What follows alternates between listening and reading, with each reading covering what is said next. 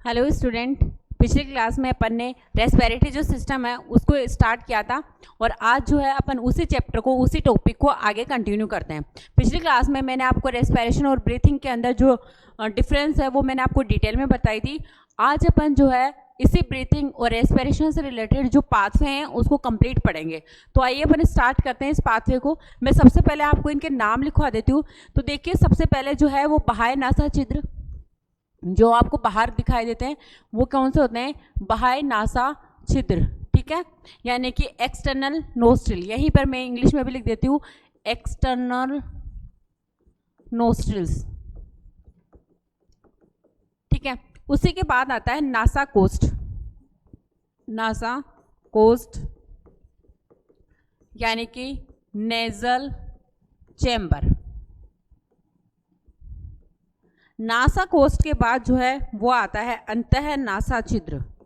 अंतः नासा छिद्र यानी कि इंटरनल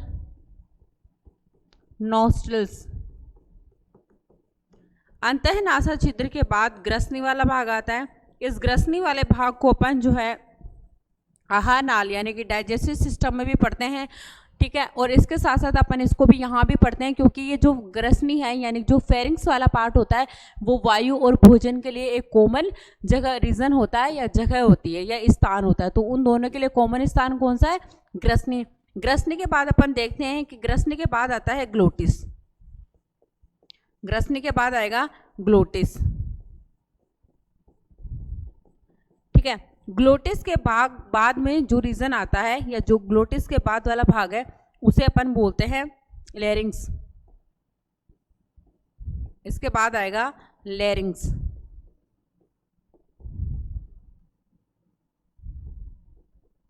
लैरिंग्स के बाद जो है वो आता है ट्रेकिया।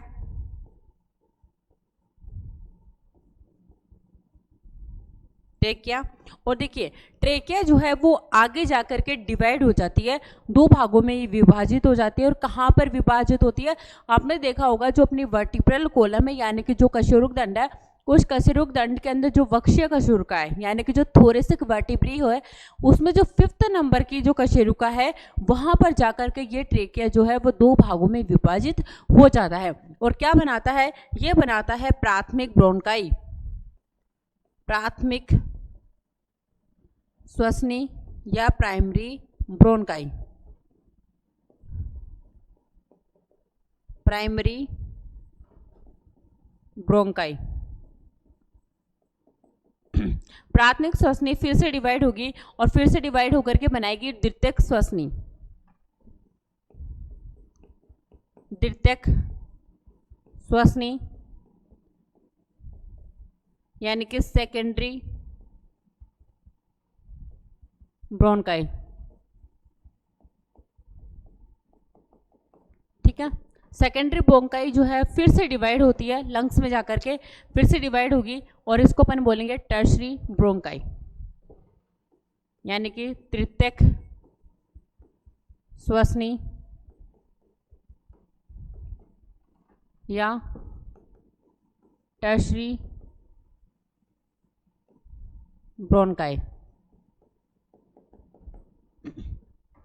तृतीयक श्वसनी जो है फिर से आगे डिवाइड होगी और आगे डिवाइड होकर के बनाएगी श्वसनिका। तो इसको मैं साइड में कर देती हूँ ताकि ये जो पूरा अपना पाथवे है, पूरा जो श्वसन पथ है वो एक ही जगह पे आ जाए। यहाँ मैं इसको थोड़ा ऊपर कर देती हूँ और यहाँ आप देखना कि तृतीयक श्वसनी जो है वो आगे डिवाइड होगी और आगे डिवाइड होकर के बनाएगी आरंभिक श्वसनिका। क्या बनाएगी? आरंभिक श्वसनिका। आरंभिक श्वसनिका यानी कि इनिशियल ब्रोंकियोल्स। आरंभिक श्वसनिका फिर से विभाजित होकर के शीर्षस्थ श्वसनिका बनाती है। शीर्षस्थ श्वसनिका यानी कि इसे अपन बोलते हैं टर्मिनल ब्रोंकियोल्स। टर्मिनल ब्रोंकियोल जो है फिर से डिवाइड होती है और फिर से डिवाइड होकर के बनाएगी श्वसनी श्वसनिका, श्वसनी श्वसनिका, और श्वसनी श्वसनिका को अपन बोलते हैं रेस्पिरेटरी ब्रोंक्यूल्स, रेस्पिरेटरी ब्रोंक्यूल्स। और फिर ये कहाँ ओपन होती है? कुपिकाओं के अंदर, यानी एल्विलाई के अंदर ये ओपन होती है। तो यहाँ पे जो श्वसनी श्वसनिका है अपनी, वो कहाँ ओपन होगी? कुपिका में। और ये कुपिका क्या कहलाती है? इसे अपन एल्विलाई भी कहते हैं। ठीक है, तो आपको मैं यहाँ समझाती हूँ इस पूरे पाथवे को। देखिए, ये जो जब आप अपने नोज को देखेंगे तो यहाँ पर आपको जब दो पोर दिखाई देते हैं, दो नोस्ट्रियल दिखाई देते हैं, उसे अपन बोलते हैं नेजल चेम्बर। उसे अपन क्या बोलते हैं? Nasal chamber. उसके बाद में ये वाला जो रीजन होता है अपना, उसे अपन बोलते हैं नासा कोस्ट। क्या बोलते हैं अपन इसे? नासा कोस्ट बोलते हैं। और यही जो नासा कोस्ट होता है, इसको मैं समझा देती हूँ सबसे पहले आपको, उसके बाद अपन जब अपन इसकी थ्योरी पढ़ेंगे तो अपन वहाँ पे और अच्छे से लिख लेंगे। तो यहाँ देखना, अपना जो नासा कोस्ट होता है, ये वाला पार्ट क्या है अपना? NASA coast. नासा कोस्ट जो है, इसके भी क्या होते हैं? 3 रीजन होते हैं। पहला जो आगे वाला रीजन होता है, इसे अपन बोलते हैं वेस्टिब्यूल, जहाँ पे देखिए, जहाँ पे हेयर्स प्रेजेंट होते हैं, जहाँ पे ऑयल सेल्स प्रेजेंट होती है। तो ये क्या करती है कि जो भी डस्ट हमारे नोज़ के अंदर जाती है, उसको क्या करती है? अंदर जाने से प्रिवेंट करती है, उसको रोकती है। फिर यहाँ पे जो सेकंड रीजन होता है वो रेस्पिरेटरी रीजन होता है। और तीसरा जो इसका भाग है, तीसरा जो इसका पार्ट है, उसको अपन बोलते हैं ओल्फैक्टरी रीजन। ठीक है, इसी ओल्फैक्टरी रीजन के अंदर जो है, आपको पता है वहाँ पे घ्राण उपकला होती है, यानी कि वहाँ पर क्या होती है? स्निडेरियन मेम्ब्रेन प्रेजेंट होती है। और ये जो स्निडेरियन मेम्ब्रेन होती है, ये क्या करती है? किसी भी स्मेल को, कोई फ्रेग्रेंस है, उसी का पता लगाने में ये सहायक होती है। और यहाँ पे कुछ नर्व सेल्स भी होती है, सेंसरी सेल्स भी होती है, बोमन सेल्स जो कि यहाँ पे म्यूकस का सिक्रेशन करती है, वो भी प्रेजेंट होती है। ठीक है, इसके अलावा यहाँ पे जो है कुछ स्पायरल बोन्स प्रेजेंट होती है, वो अपन आगे पढ़ने वाले हैं। ये स्पायरल बोन क्या होती है कि जो भी एयर है, उस एयर के टेम्परेचर को हमारी बॉडी के टेम्परेचर के इक्वल कर देती है। तो इसीलिए जो स्पायरल बोन है, उसे अपन बोलते हैं एसी ऑफ बॉडी बोलते हैं। ठीक है, उसके बाद सेम अंदर की तरफ भी छिद्र होते हैं। जैसे नासा कोस्ट आया, नासा कोस्ट से अंदर की तरफ जो छिद्र होंगे उसे अपन बोलते हैं अंतरनासा छिद्र। और इस अंतरनासा छिद्र के द्वारा ये जो नासा कोस्ट होता है वो ओपन होता है ग्रसनी के अंदर। कहाँ ओपन होता है? ग्रसनी के अंदर ओपन होता है। और यही ग्रसनी वाला जो पार्ट है, ये जो है वो किसके लिए, यानी कि जो ग्रसनी है वो हमारे भोजन के लिए, हमारी वायु के लिए क्या होता है? सामान्य पथ होता है। फिर ये होता है ग्लोटिस। ग्लोटिस के मैं अगर आपको बताऊं तो देखिए, ये जब देखिए, यानी कि ये एक मैं पूरे डायग्राम बना लेती हूँ और यहाँ आपको समझाती हूँ इस तरीके से। ठीक है, यहाँ मैंने आपको बताया कि यहाँ पे देखिए, ये तो हो गए बाह्य नासा छिद्र। फिर ये अपना हो गया नेजल चैम्बर, यानी कि ये अपना हो गया नासा कोस्ट। फिर यहीं पर जो है वो आगे जा करके यहाँ अंतरनासा छिद्र प्रेजेंट हो गए। और ये कहाँ खुलती है? ये एक रीजन में खुलती है जिसको अपन बोलते हैं ग्रसनी। ठीक है, इसको अपन क्या बोलते हैं? ग्रसनी, या फिर इसको अपन बोलते हैं फेरिंग्स। क्या बोलते हैं? फेरिंग्स अपन इसको बोलते हैं। यहाँ पे देखना आप कि देखिए, यहाँ पर ये जो वायु है, या ये भी कहाँ? ग्रसनी में प्रवेश करेगी। इसके अलावा आप जो भी भोजन खाते हैं, वो भोजन भी कहाँ प्रवेश करेगा? इस ग्रसनी में प्रवेश करेगा। तो यहाँ पर ये क्या होती है? यहाँ पर ये जो ग्रसनी होती है वो वायु और अपना जो भोजन है उसके लिए क्या होता है? कॉमन पथ होता है। फिर देखिए, यहीं पर जो है अपनी एक तो होती है भोजन नली, एक अपनी होती है श्वास नली। ठीक है, तो यहाँ पर जो है वो भोजन नली होती है। भोजन नली का मतलब क्या है कि यहाँ पर यह है फूड पाइप। क्या होता है? फूड पाइप प्रेजेंट होता है। और दूसरा जो है यहाँ पर होती है श्वास नली। क्या होती है? यहाँ पे श्वास नली होती है, जिसको अपन बोलते हैं विंड पाइप। क्या बोलते हैं? Wind pipe. तो देखिए, जब भी आप डिग्लूटिनेशन करोगे या फिर भोजन को निगलोगे, तो उस निगलने की प्रक्रिया के दौरान जो है यहाँ पे ये डर रहता है कि यहाँ पे ये जो भोजन है वो हो सकता है गलती से गलती से कहाँ आ जाए, भोजन इस श्वास नली में आ जाए और भोजन नली में ना जाकर, क्योंकि ग्रसनी जो है वो दोनों के लिए कॉमन पथ होता है। तो इस कॉमन पथ के अंदर जो है वो कौन खुलेगी, भोजन नली भी खुलेगी, श्वास नली भी खुलेगी। अब ये भोजन जो है वो हो सकता है गलती से भोजन नली में जाकर के ना जाकर के श्वास नली में चला जाए। तो क्या होता है, उसको प्रिवेंट करने के लिए यहाँ पे ये जो ग्लोटिस होता है, इसको बोलते हैं, इसका जो पोर है, इसके छिद्र जो है जहाँ से भोजन एंटर करता है उसे अपन बोलते हैं ग्लोटिस। क्या बोलते हैं अपन इसको, ग्लोटिस। और इसी ग्लोटिस को ढकने के लिए जब अपन भोजन को निगलेंगे, डीग्लूटिनेशन करेंगे, तो उस समय इसी ग्लोटिस को ढकने के लिए एक कार्टिलेज का बना हुआ ढक्कन होता है, ठीक है, लीड होता है, जिसे अपन बोलते हैं एपिग्लोटिस। क्या बोलते हैं अपन इसे, एपिग्लोटिस, ठीक है। तो इसको अपन क्या बोलते हैं, एपिग्लोटिस। यहाँ पे ये जो ढक्कन प्रेजेंट होता है उसे अपन बोलते हैं एपिग्लोटिस। और बाद में एपिग्लोटिस के बाद जो है ये इसको ढकने के बाद जो भोजन है वो इस श्वास नली में ना आकर के भोजन नली के अंदर क्या होता है, एंटर कर जाता है, ठीक है, भोजन नली के अंदर एंटर कर जाता है, ठीक है। इसके बाद देखना आप, हम वापस इधर आते हैं। यहाँ पे जब मैं आपको डायग्राम बनवाऊंगी, ठीक है, जब अपन पूरा ये जो है सारा सिस्टम लेयरिंग से डायग्राम से पढ़ेंगे, तो एक बार आप यहाँ देख लीजिए, उसके बाद अपन डायग्राम से पढ़ेंगे। तो देखिए यहाँ पे जो लेयरिंग्स है, वो लेयरिंग्स जो है उसे हम बोलते हैं वॉइस बॉक्स। लेयरिंग्स को अपन क्या बोलते हैं, वॉइस बॉक्स भी बोलते हैं। और यहाँ पे जो है 9 उपास्थ्य पाए जाते हैं, जिनमें से एक उपास्थ्य तो अपन जो है एपिग्लोटिस पढ़ चुके हैं, ठीक है। इसके अलावा अपन जो 9 उपास्थियाँ अपनी, वो भी आगे जब अपन पूरा पढ़ेंगे इसको डिटेल में तब पढ़ने वाले हैं। फिर यहाँ अपन देखते हैं ट्रेकिया। ट्रेकिया जो है वो एक इसको अपन मेनली श्वास नली के इसको अपन बोलते हैं, ट्रेकिया को बोलते हैं। और ये जो अपनी ट्रेकिया होती है ना, इसके ऊपर शीश शेप, मतलब जो शीश शेप हो उसके रिंग्स प्रेजेंट होती है। और ये रिंग्स किसके बनी होती है, कार्टिलेज की बनी होती है, ठीक है। और इसके अंदर भी जो है कोलुमनर एपिथेलियम होता है, जिसे अपन बोलते हैं pseudo stratified chelated columnar epithelium. वो सभी मैं आपको लिखवाने वाली हूँ विद डिटेल, ठीक है। देखिए उसके बाद ये जो ट्रेकिया होता है वो आगे जाकर के क्या हो जाएगा, विभाजित।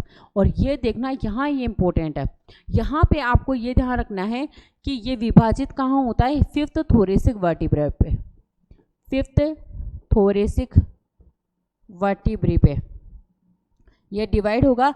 और यानी कि 5वीं जो वक्ष्य कशेरुका है वहाँ विभाजित होगा। और यहाँ पे विभाजित होकर के क्या बनाएगा, 2 बनाएगा, कौन, प्राथमिक श्वसनी।